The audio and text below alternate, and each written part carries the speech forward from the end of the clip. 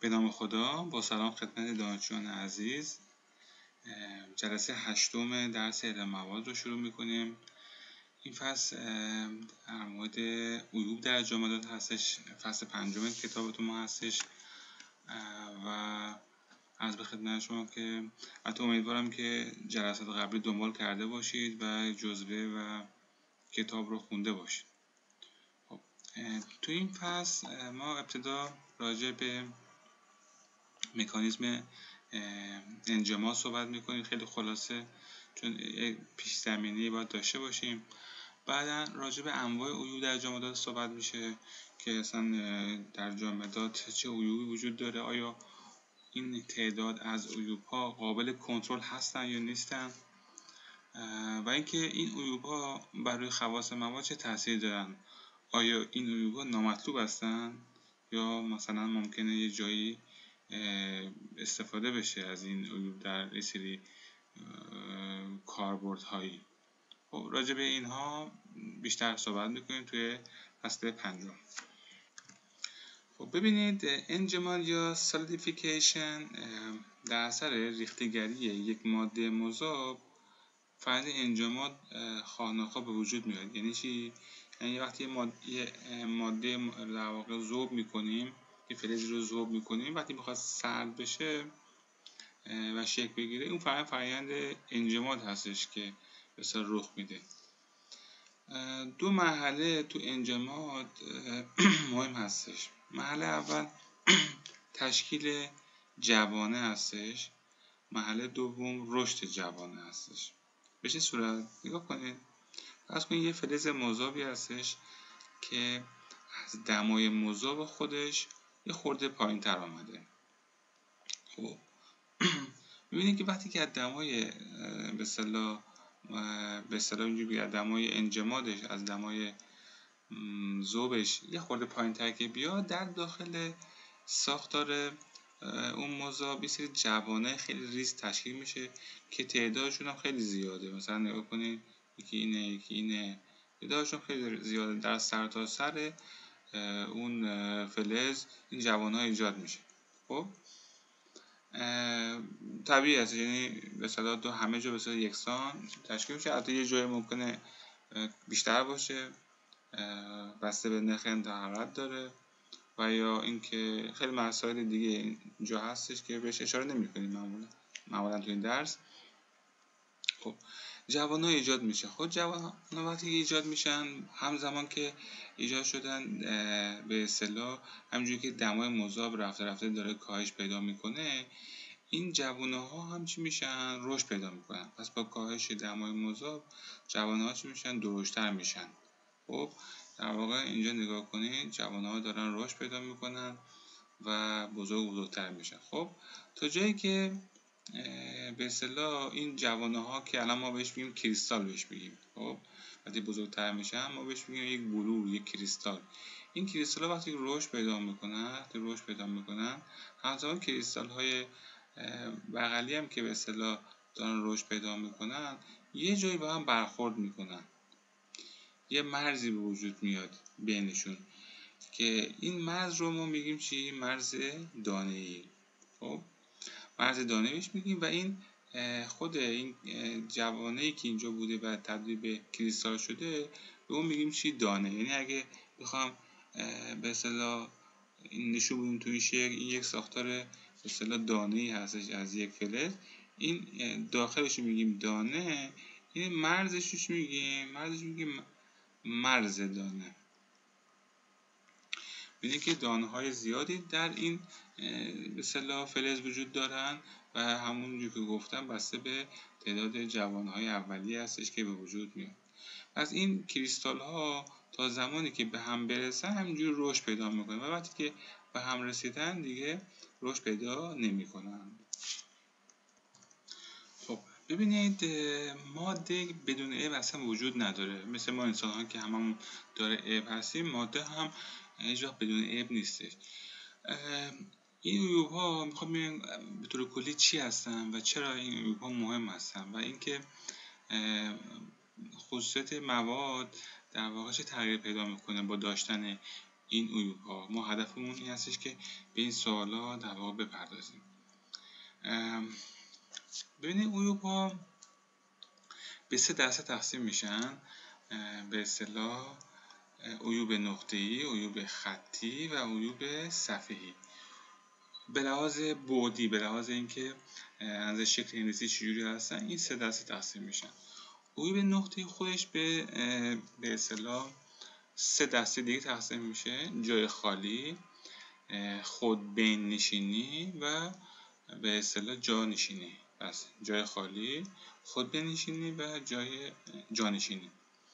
عیوب خطی هم در واقع با نابجایی‌ها به اصطلاح معروف هستن، مشخص هستن. نابجایی‌ها همون عیوب خطی هستن و عیوب صفحه‌ای هم مثلا مثل مرز دانه‌ها که به اصطلاح به صورت در واقع صفحه‌ای هستن. خب ما بیشتر رو اینا صحبت میکنیم. حتی برخی عیوب وجود هم، مثلا عیوب تخلخل وجود دارن که اینها دیگه به صورت سه‌بعدی هستن و خب ما تو این به اصطلاح درس به این نمی‌پردازیم. خب ببینید عیوب نقطه‌ای، از عیوب نقطه‌ای شروع کنیم تو فلزات. ببینید اولیش همونجوری که گفته بودیم جای خالی هستش. یعنی چی جای خالی؟ ببینید فرض کنید ساختار اتم ها رو در واقع در نظر بگیرید که به چه صورت منظم کنار هم قرار گرفتن، به صورت کریستالی هستن دیگه فلزات، لذا ببینید کاملا منظم. ولی یه جایی میبینید که این اتم باید باشه، اینجا دیگه نیستش، در واقع یک جای خالی اینجا ایجاد شده. خب همین جای خالی باعث میشه که پیرامون این اتمی که اینجا الان باید باشه ولی نیستش، باید باشه نیستش، میگه که یه سری ایوجاش توی صفحه ها ایجاد شده. نگاه کنید این اتم باید خود بالاتر میگه ولی نیست، این اتم نباید به سمت راست میاد که اومده. لذا این جابجایی و دیستورشن یا ایوجاش رو صفحه ها اینجا وجود داره. عیب نقطه‌ای بعدی عیب خودبین نشینیه. خب این چی هستش؟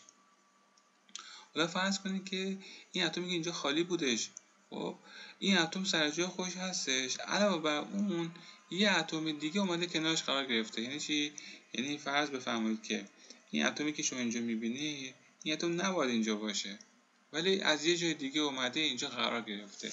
خب طبیعتا باز هم شما می‌بینید که نظم اتمی اینجا به هم ریخته و پیرامون اون نقطه که اتم اضافی قرار داره صفحات معوج میشن. به این میگیم خودبین نشینی به اصطلاح.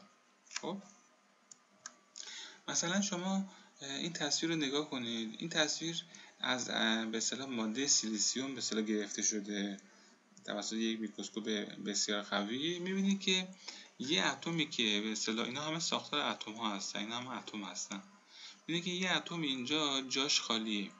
در واقع همین عیب جای خالی در سیلیسیوم رو نشون میده.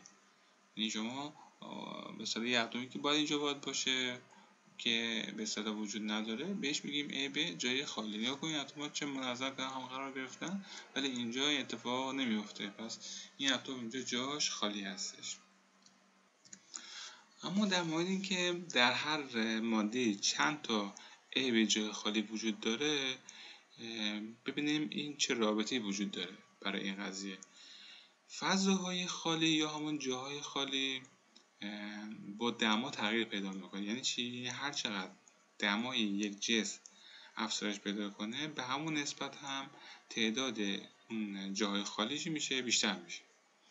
یه همچین رابطه‌ای وجود داره برای به اصطلاح تعداد جاهای خالی. نگاه کنین NV همون تعداد در واقع ویکنسی هستش یا تعداد روی جای خالی هستش. عرضم به خدمت شما که N هم تعداد مکانهای اتمی هستش. NV تقسیم بر N مساوی است با E به توان منفی QV تقسیم بر کاتی. QV چیه؟ انرژی تشکیل جای خالی. یعنی برای اینکه یک اتم از ناحیه خودش خارج بشه باید بهش انرژی بدیم. خب اون در واقع مقدار انرژی هستش که اون اتم میگیره. کا چیه؟ کا ثابت بولتزمن هستش. تی هم که دما هستش بر اساس کلوین البته. خب کا، خب عرضم به خدمت شما که 1/38 ضرب در 10⁻³ ژول بر اتم کلوین هست، اتم ضرب در کلوین هست، یا بر اساس الکترون ولت به این صورت نمایش داده میشه 8/62 ضرب 10⁻5 الکترون ولت تقسیم بر اتم کلوین. خب اتم ضرب در کلوین. حالا بر اساس اینکه Q V به چه صورت به ما میده، ما از یک کدوم از این دوتا چیکار میکنیم؟ استفاده میکنیم. اگه Q V از الکترون ولت باشه از پایینی، اگه ژول باشه از بالایی استفاده میکنیم. خب ببینید ما n تا اتم اینجا وجود داره، درسته؟ هر اتم یه در واقع موقعیت هستش که بالقوه میتونه خالی باشه. حالا برای اینکه تعداد این اتم ها رو متوجه بشیم چند تا اتم وجود داره، چیکار میکنیم؟ میگیم که خب در 1 متر مکعب ما اصولا بررسی میکنیم. میگیم در 1 متر مکعب اصلا چند تا اتم میتونه وجود داشته باشه. خب فرمولی که براش وجود داره از رابطه چگالی و عدد آووگادرو که در واقع محاسبه‌اش انجام بدیم به این نتیجه میرسیم که تعداد اتم ها در 1 متر مکعب، ببینید تعداد اتم های n در 1 متر مکعب برابر هستش با رو چگالی ضرب در n عدد آووگادرو تقسیم بر آ به اصطلاح جرم اتمی ضرب در چی؟ ضرب در به اصطلاح 1 متر مکعب. این از عرضم به خدمت شما که به اصطلاح تعداد اتم هایی که اینجا میتونه وجود داشته باشه. خب در اینجا این یه مثالی آورده شده از تعداد جاهای خالی. مثال از این قرار هستش که تعداد جاهای خالی در 1 متر مکعب از اتم مس در دمای 1000 درجه سانتیگراد را به دست آورد. چگالی مس هستش 8/14 گرم بر سانتی متر مکعب. عدد جرمی مس 63.5 گرم بر مول هستش. انرژی تشکیل جای خالی 0.9 الکترون ولت بر اتم، یعنی به ازای هر اتم میخواد جابجا بشه 0.9 الکترون ولت نیاز به انرژی داره. عدد آووگادرو هم که 6/2 ضرب 10⁻23. خب میذاریم تو فرمول اعدادو NAV چیزی هست که میخواد E به توان منفی QV که گفته 0.9 T هم که 1000 درجه سانتیگراد هستش تبدیل به کلوینش میکنیم 1273 کلوین. کا به اصطلاح ثابت بولتزمن هستش که چون انرژی تشکیل جای خالیش بر اساس الکترون بوده، کا هم بر اساس الکترون ولت ما اونو نوشتیم 8/62 نگاه کنید 8/62 در -5. n هم تعداد اتم ها در 1 متر مکعب هستش که طبق فرمول n مساوی با رو ضرب داره n a تقسیم به a سیول آی مس ضرب در 1 متر مکعب که اگه اینو حساب بکنید 8 ضرب در 10⁻28 سایت وجود داره.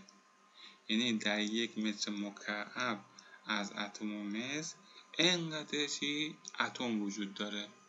خب حالا از بین این همه اتم ها ببینید چند تا جای خالی وجود داره. خب این اینو مقدارش رو قرار میدیم، اینا مقادیرش قرار داده شده، از اینجا NAV به دست میاد.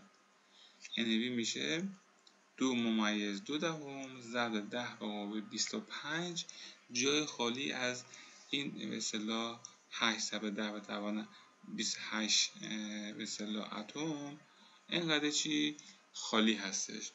چون میدید که وقتی شما دما رو افزایش میدین به همون نسبت چیکار میکنید؟ تعداد اتم جای خالی رو تعداد جاهای خالی رو به اصطلاح افزایش میدید و هرچی دما بیشتر بالاتر بره این طبیعتا اختلاف یا به اصطلاح تعداد جای خالی حفرات میشه بیشتر میشه. خب عیوب نقطه‌ای ببین در سرامیکا به چه صورت هستش. ببینید سرامیکا گفتیم که پیوند بینشون یونیه، یعنی ما یک یون مثبت داریم و یک یون منفی. یعنی یک کاتیون داریم و یک چی آنیون. درست؟ خب ببینید جای خالی در سرامیک، ما تا الان راجع فلزا صحبت کردیم، جای خالی در سرامیکا هم میتونه برای کاتیون باشه هم میتونه برای آنیون باشه. یعنی یک کاتیون میتونه جاش خالی باشه، یک آنیون میتونه جاش خالی باشه، فرقی نمیکنه، به هر دو امکان هستش. اما بین‌نشینی چیه؟ خب ببینید بین‌نشینی به این صورت هستش که مثلا فرض کن کاتیون خب میره یه جای دیگه بین یه چیز دیگه قرار میگیره، تو جای خودش قرار نمیگیره. درسته؟ اما بین‌نشینی برای آنیون وجود نداره به طور کلی. چرا؟ چون آنیون بزرگتر از چون آنیون در واقع الکترون میگیره، لذا سایزش بیشتر میشه، قطرش بیشتر میشه، نمیتونه به اصطلاح بره جای در واقع جای رو اشغال بکنه، یه جای دیگه بشینه، یعنی بین فرض کن کاتیون و آنیون بشینه. بخاطر همین بین‌نشینی و آنیون وجود نداره اصولا، ولی کاتیون چون ریز هستن، چون سایز کمتر، امکان براش وجود داره. نگاه کنید تو این شکل، اونایی که بزرگ هستن خود طبیعتا آنیون هستن، این آبی هستن چی هستن؟ کاتیون هستن.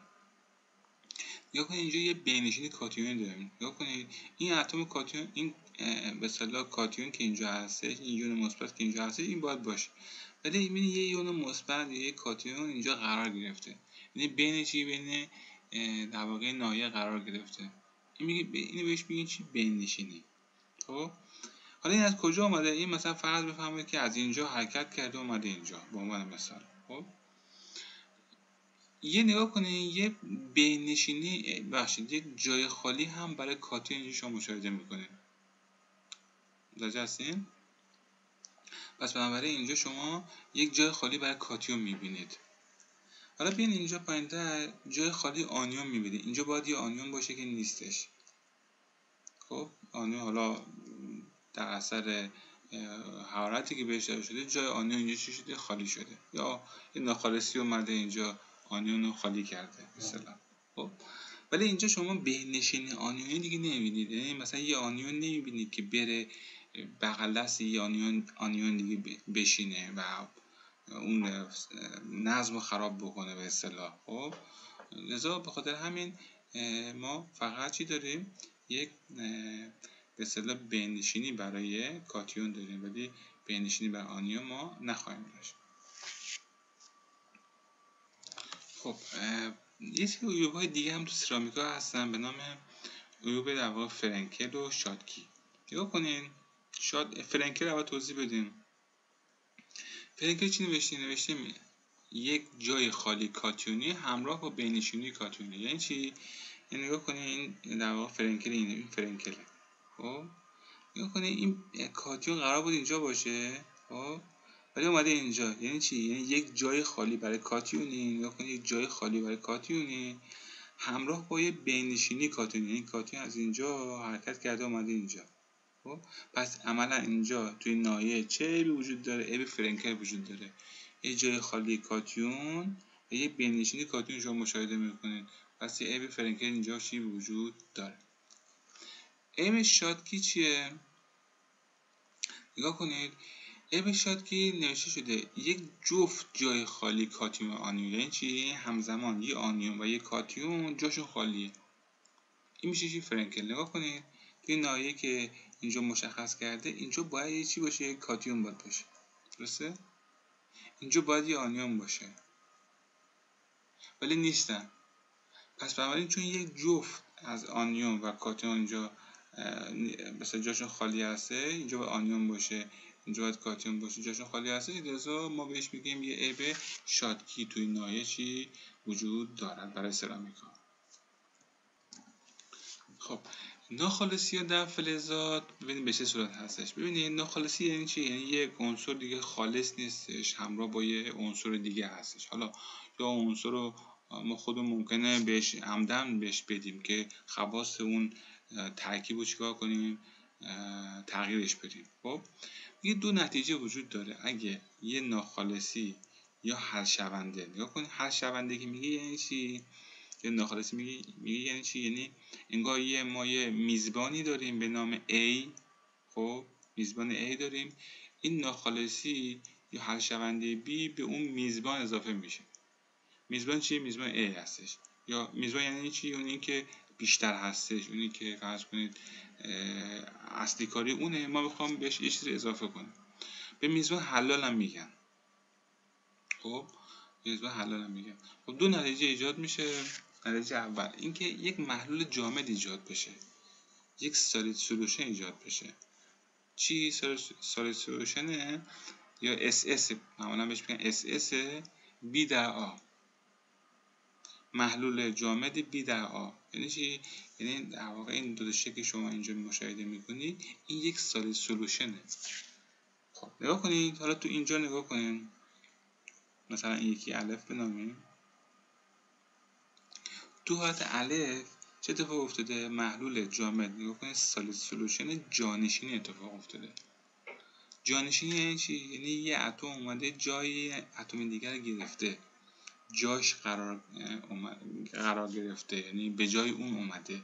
مثلا نگاه کنید شما وقتی که نیکل دارید، مثلا فرض کنید میزبانتون نیکله. خب این میزبان، این هم چی؟ مهمان دیگه، یا ناخالصی بهش بگیم. خب مثلا مس و نیکل اندازه‌شو هم نگاه کنید تقریبا شبیه به هم، اندازه‌ش شبیه هم. خب وقتی که ناخالصی مس رو به نیکل اضافه میکنید متوجه میشین که اتم‌های نیکل دارن جاشون رو به اتم‌های مس میدن و یک همچین ساختار به وجود میاد. این ساختار این محل قرارگیری به اصطلاح اتم‌های مس که با رنگ به اصطلاح نارنجی نشون داده شده هم به صورت رندوم اتفاقیه، یعنی میتونه هر جای قرار بگیره. خب این بهش میگن جانشینی. یعنی چی؟ یعنی اتم‌های مس اومده جای اینجا قرار بود نیکل بشینه، نیکل رفته به جای نیکل مس نشسته، یعنی جای اون قرار گرفته شده. تو چه به اصطلاح چه حالت باعث میشه که اتفاق بیفته؟ وقتی اتفاق میفته که مقدار شعاع اتمی مس و نیکل تقریبا چی باشه؟ یکی باشه. حالا بیاین اینجا این حالت B نگاه کنید، اینا اتم‌های آهنن، اتم‌های میزبانن. خب عرض به خدمت شما که اینو من بذار حذف کنم، مس نیستش، اینا کربونه. خب میبینید که چون سایز یا اندازه اتم‌های شعاع اتمی کربن خیلی کمتر از آهن هستش، میتونه بره چیکار کنه؟ میتونه بره بین اتم‌های آهن بشینه. لذا به این میگین چی؟ بین نشینی اتفاق افتاده. خب و چون این حالتی هستش که اتم ها کاملا رندوم قرار گرفتن و ساختار یه جوری ساختار یک نواخته، یعنی کل این ساختار نگاه کنیم ساختار یک نواخته. خب اینجوری نیست که این ساختار اینجا و ساختار مثلا کناریش با هم فرق داشته باشه، نه، کاملا این اتم ها یک به اصطلاح کربن به صورت رندوم همه جا قرار گرفتن. لذا به این خاطر ما بهش میگیم محلول جامد. پس محلول جامد یعنی که کاملا همگن باشه یه جورایی و تو این دو شکل وجود داره این همگنی. خب پس دو حالت وجود داره، یا اینکه اتم های به اصطلاح مهمان شعاع اتمیشون برابر هستش با اتم های میزبان که حالت جانشینی اتفاق میفته، یا اینکه نه، اتم های به اصطلاح مهمان شعاع اتمیشون خیلی کمه، میتونن برن بین به اصطلاح اتم های به اصطلاح میزبان بشینن که بهش میگه محلول جامد بینشینی. خب حالت بعدی یا به اصطلاح شماره 2 این هستش که محلول جامد B در آ به علاوه ذرات فاز جدید. یعنی چی؟ یعنی فرض بفرمایید که شما انقدر اون اتم‌های ناخالصی B رو بهش اضافه کردید، یعنی خیلی تعدادش خیلی زیاد شدن. خب این اومده بین اونا نشسته یا جای اونا نشسته، مابقی چیکار میکنن؟ مابقی میان یه فاز جدید تشکیل میدن. نگاه کنید این فازی که اینجا چون داشته، نگاه کنید این ساختاری که شما اینجا میبینید با ساختاری که اینجا وجود داره کاملا فرق داره. این چی؟ یعنی در واقع یک فاز مجزا اینجا ایجاد شده. اینا زمانی ایجاد میشه که تعداد اون اتم‌های ناخالصی یا غلظت اتم‌های ناخالصی بیش از یک مقداری بشه و اون اتم‌های در واقع میزبان نمیتونن اونا رو در خودشون نگه بدارن، لذا یک فاز مجزایی تشکیل میشه که بهش میگیم فاز مثلا دوم. و عرضم به خدمت شما حالا 2 تا فاز تشکیل میشه به اصطلاح. یک فاز ببین اینجا شما یک فاز مثلا آلفا دارین که برای اینه، یک فاز بتا دارین که برای چیه؟ این هستش. یک فاز شما 1 دارین برای اینه، یک فاز شما 2 هم که برای این که داخل به اصطلاح اینجا که مشخص شده هست. این 2 فاز دارین شما. و به اصطلاح راجع به این مسائل ما فصل 10 خیلی صحبت میکنیم، راجع به فازها. فصل 10 و فصل 11 که مورد عمل ترقی هستش بیشتر راجع به اینا معمولا ما صحبت میکنیم.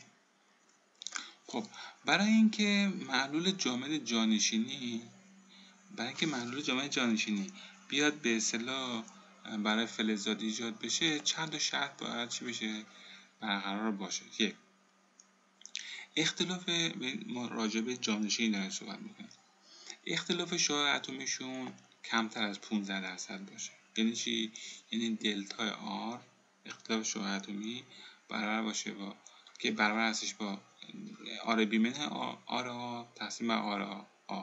یعنی آر بی همون اتم‌های مهمان یا ناخالصی هستن، ای هم که همون چیه؟ میزبان هستش. این باید کمتر از 15% باشه. خب شرط بعدی دیگه برای اینکه جانشینی اتفاق بیفته این هستش که ساختار کریستالی بر هر دو یکسان باشد. یعنی چی؟ هر دو فلز، هر دو عنصری که به اصطلاح اینجا میخوان به اصطلاح ناخالصی رو در واقع القا کنیم به فلز میزبان و ساختارش یکسان باشه، هر دو FCC باشن، هر دو مثلا BCC باشن، اتفاق بیفته. سوم اینکه مجاور هم در جدول تمایل باشن، یعنی اختلاف الکترونگاتیوی زیادی با هم نداشته باشن، تقریبا با هم برابر باشن. و شماره 4 که در واقع التماس ظرفیت هستش. یعنی چی؟ یعنی اگه همه موارد بالا با هم برابر باشه، اون فلزی که در واقع ظرفیت بالاتری داره دوست داره که در واقع اینجوری به شما بگم یک فلز تمایل بیشتری برای حل کردن فلز دیگر با ظرفیت بالاتر نسبت به ظرفیت پایینتر دارد. یعنی اون فلزی که ظرفیتش پایینتر هستش دوست داره فلز بالاتر رو، فلز با ظرفیت بالاتر رو چیکار کنه؟ در خود حل بکنه. یعنی دوست داره اونو حلش بکنه. اینجا یه مثال آورده شده از این بخش که به کارگیری قوانین محلول جامد جانشین توضیح میده. خب به چه صورت؟ ببینید انواع اقسام اینجا فلزات اینجا آورده شده. گفته که نیکل اگه با عنوان اتم میزبان ما در نظر بگیری، یعنی همون به اصطلاح ماده آ، نیکل با کدومی که از این فلزاتی که یا حالا عناصری که اینجا همشون فلز نیست، عناصری که اینجا وجود دارن، محلول جانشینی کامل را، جامد جانشینی کامل دارد. بعد گفته تو حالت بین که با کدومی که از اونها محلول جامد جانشین جزئی رو دارد. کامل یعنی جزئی یعنی چی؟ یعنی کامل یعنی انگار تمام این 4 شرط برقرار باشه. جزئی یعنی چی؟ یعنی برخی از اینا برقرار باشه. جیم گفته که حالا محلول جامد بین‌نشینی چطور؟ یعنی کدوم یک از اینا میتونن با نیکل محلول جامد بین‌نشینی تشکیل بدن. خب اینو حلش بکنم. ببینید اگه من این وقتی که شما به اصطلاح این عناصر رو داری، ببینید تمام اطلاعات اینجا آورده شده، شعاع اتمی همه چی داده شده و شما میتونید به اصطلاح از این استفاده کنید. اول این کار دلتا آر هستش، یعنی اینکه اختلاف شعاع اتمی باید چیکار کنیم؟ حساب بکنیم. بکنید نیکل اختلاف شعاع اتمی هم که میدونید که دلتا آر خب مساوی است با مثلا آر مثلا بی منهای آر آ تقسیم بر چی؟ آر آ هست. این باید چی بشه؟ این ضرب در صد اگر بکنید، حالا ضرب در صد نکنید پس مهم نیست. این باید از به خدمت شما آتیش ضرب در صد کرده بکنم، ضرب در صد کردی، این باید کمتر از چی باشه؟ 15% باشه که این اتفاق جانشینی براش بیفته. خب حالا اینجا نگاه کنین، سی کربن زده منفی 43%. یعنی چی؟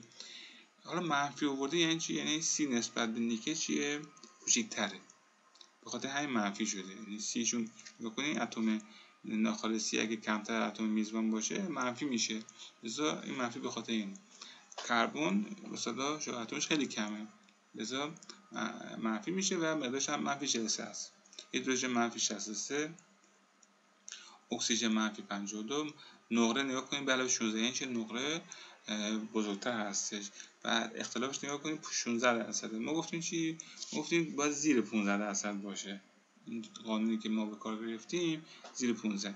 آلومینیوم زده 15%، کوبالت زده 6%، کروم 2%، اف ای آهن و منفی 14، پلاتین رو زده مثلا 11%، روی هم زده 7%. ساختار کریستالی نگاه کنی نیکل برای نیکل FCC هستش. نیکل FCC. کربن، هیدروژن و اکسیژن که اصلا فلز نیستن، لذا راجع به اینا صحبت نمی‌کنیم. نقره و آلومینیوم نگاه کنین، تمام اینا به اصطلاح ساختار کریستالیشون عبور شد. اختلاف الکترونگاتیویتی هم نگاه کنید، حالا این چیزی که برای نقره هستش 1/10 هستش، منفی 3/10 و الی آخر، هرچی کمتر باشه بهتر. خب ظرفیت این 2 هستش. خب این همیشه دوست داره چیکار کنه؟ ظرفیت بالاتر رو در خودش حل بکنه. یعنی 2 هستش، دوست داره مثلا 3 رو در خودش چیکار کنه؟ حل بکنه.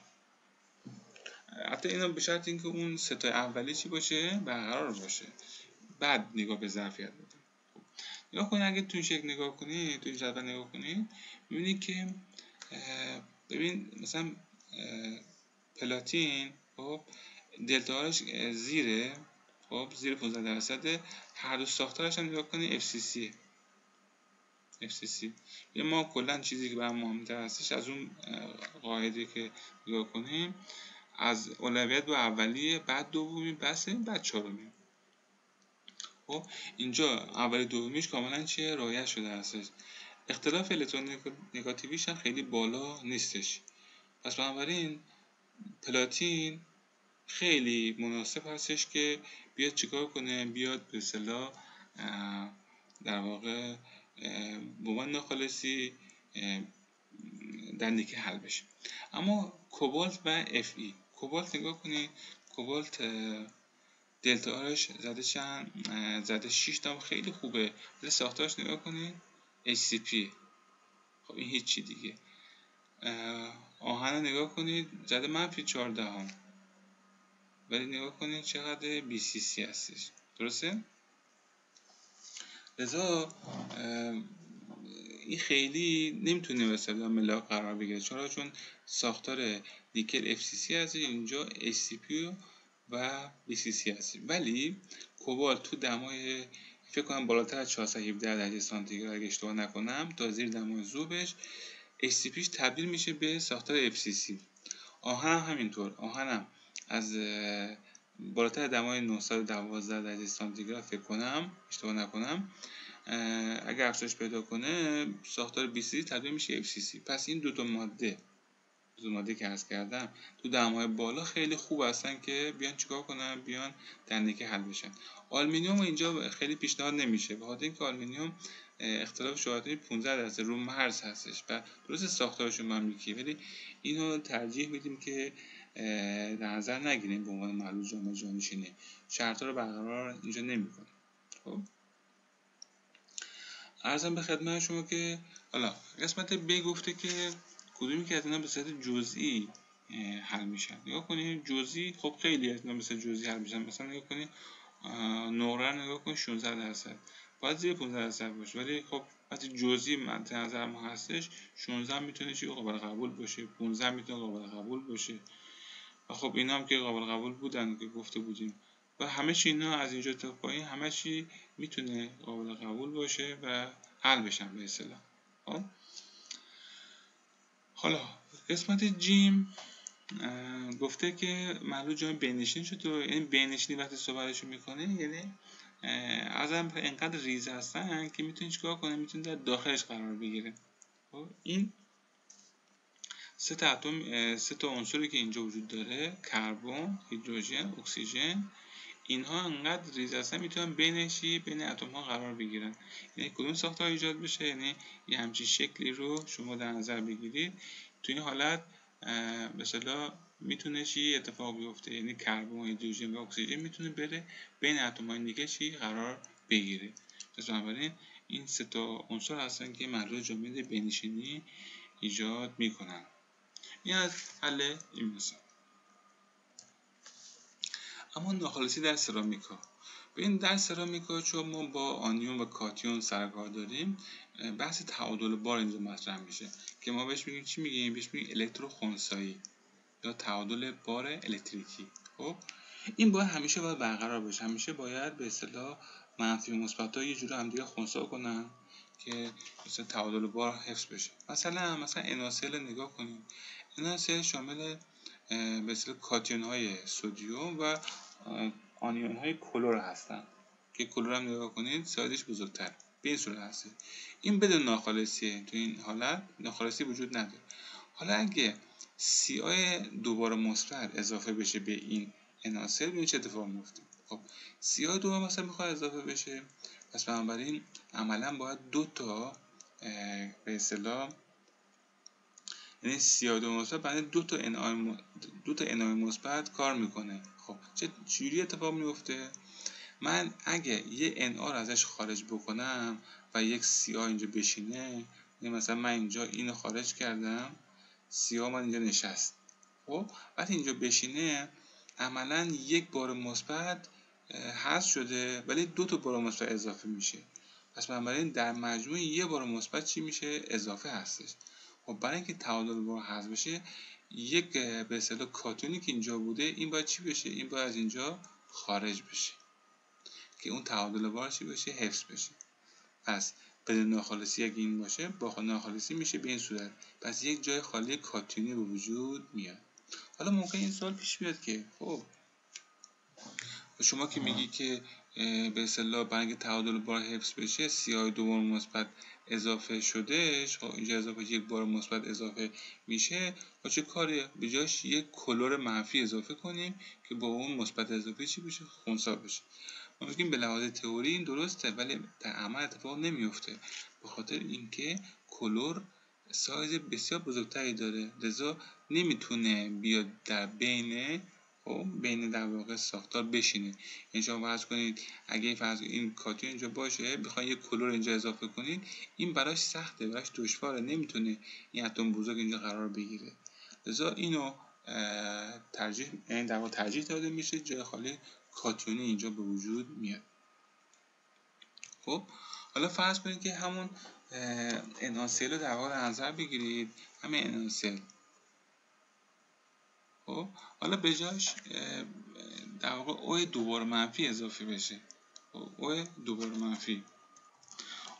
منفی وقتی اضافه میشه، به جاش در واقع ببین چه اتفاق میفته. معادل با دو تا کلور هستش. خب این میاد چیکار میکنه؟ میاد به جای یکی از اتم های کلور که این باشه، این مگه میخوام نشون بدم، این میاد بین اینو حذف میکنه، خب خودش میاد بین این میشینه. خب وقتی این میشینه یه بار منفی به سیستم چی میشه؟ اضافه میشه. یکی حذف شد ولی دو تا اضافه شد، پس مجموع یه بار منفی به سیستم چی میشه؟ اضافه میشه. خب برای اینکه تعادل مثلا الکتروخنثی برقرار باقی بمونه، باید چه اتفاقی بیفته؟ باید یکی از این اتم‌های کلور چی بشه؟ خالی بشه. و ما گفتیم جای خالی آنیونی ما داریم. ما همون اول گفتیم، اول به اصطلاح عیوب در سرامیک گفتیم جای خالی آنیونی اتفاق میفته. ما مهم این که شما بدونید که بین نشینی آنیونی اتفاق نمیفته، که تو اینجا اتفاق نیفتاد. تو اینجا بین نشینی آنیونی ما نداشتیم، جای خالی کاتیون داشتیم، ولی جای خالی آنیونی داره، خیلی راحت اتفاق میفته. و اینجا به اصطلاح یک جای خالی آنیون اتفاق میفته و یک همچین عیوبی به اصطلاح اینجا ایجاد میشه. خب وقتی ما صحبت از ترکیب میکنیم، میخوام بدونیم که چند درصد از این ترکیب به عنوان مثلا اتم های شماره 1 هستن، چند درصد از این ترکیب اتم های شماره 2 هستن. خب درصد وزنی اتم 1 چقدره، عنصر 1 چقدره، درصد اتمی عنصر 1 چقدر هستش، اینا رو من میخوام بدونم. اینا با این مواردی که اینجا مشخص کردم به دست میاد. خب ببین در یک ترکیب، حالا ترکیب میتونه هر چیزی باشه، مثلا ترکیب سرامیکی باشه، ترکیب پلیمری باشه، هر چیزی باشه. تو فلزات ما بهش میگیم آلیاژ. مثلا تو آلیاژ فرض کن مس نیکل، ما میخوام بدونیم که چند درصد از این مس هستش، چند درصد از این نیکل هستش. اینا به صورت درصد وزنی ما مشخص میکنیم. یعنی منظورمون این هستش که چند درصد از وزن این کل آلیاژ شامل مس.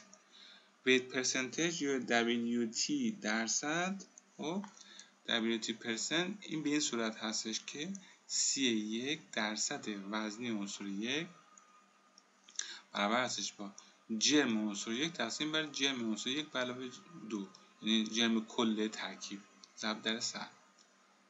حالا C2 اگه میخوایم به دست بیاریم، C2 مساوی است با مثلا C2 مساوی است با M2 تقسیم بر چی؟ M1 به علاوه M2 ضرب در 100.